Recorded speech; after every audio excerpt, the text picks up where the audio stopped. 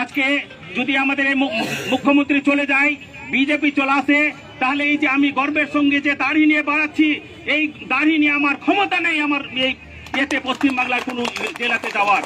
এদেরকে ধন্যবাদ রাখি, আপনারা যেই করেন না কেন, আগামী নির্বাচনে এই যে আমাদের সাবিনাদি দাঁড়াবে, মানে তৃণমূলের প্রতীক নিয়ে দয়া করে সকলে কিন্তু একসঙ্গে একজোট হয়ে ভোটটা দিবেনই।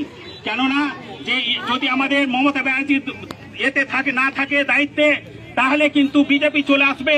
আর বিজেপি চলে আসলে আমাদের মুসলিমরা এই পশ্চিম বাংলাতে থাকতে পাবে না, তখন তাড়াবে বাংলাদেশ, বলবে পাকিস্তান যাও। এখনই তো আমাদের এই মুখ্যমন্ত্রী এই দায়িত্ব থাকা অবস্থায় বিজেপিরা বলছে যে মুসলিম তাড়াও, দেশ বাঁচাও, মুসলিম তাড়াও, কেমন আর কি আমাদেরকে তো কাজেই বলছি আমরা ঐক্যবদ্ধ হয়ে আমাদের অভিষেক ব্যানার্জি, আমাদের মমতা ব্যানার্জি, সাবিনাদি কে এদেরকে আমাদেরকে রাখতেই হবে আর কি। যদি না রাখি তাহলে কিন্তু আমাদের মুসলিমদের বিশেষ করে ভয়ানক অবস্থা হবে।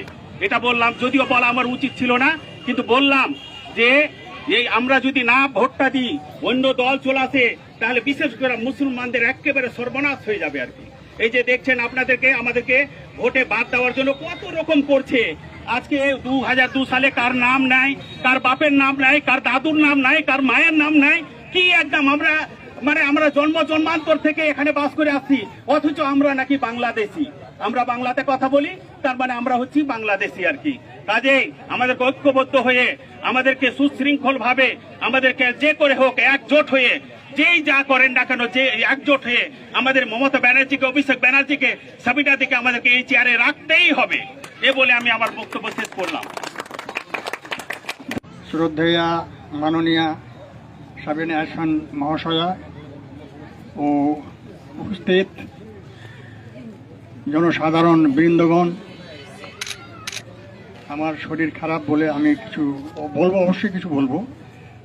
যা বলা হয়েছে রজিদ সাহেব যথেষ্ট বলে গেছে, আর আমার বলার অপেক্ষা থাকে না। তবে একটা আমি কথা বলছি, দেখুন আমাদেরকে একত্রিত হতেই হবে। কারণটা হচ্ছে এটা খুব পরিষ্কার হিসাব। আমাদের 2 নম্বর ব্লকে হচ্ছে 65% মুসলিম আর 35% হিন্দু। হিন্দুরা কিন্তু মানে সব ভোট বিজেপিকে দিবে। কাজে আমরা যদি ইউনাইটেড না হই, তাহলে কিন্তু অটোমেটিকলি